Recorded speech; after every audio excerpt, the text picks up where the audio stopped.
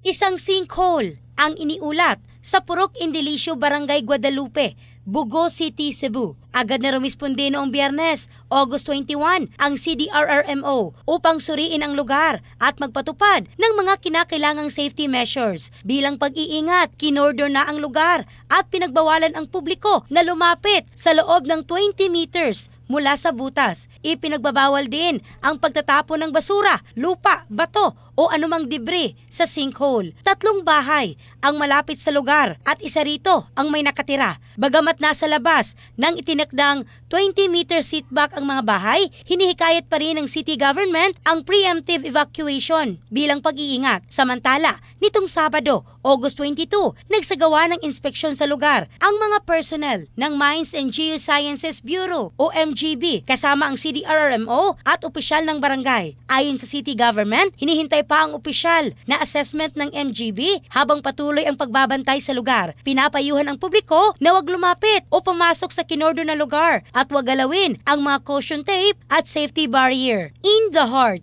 of changing lives, ako si Michelle Craste ng Brigada News Philippines, the Music and News Authority.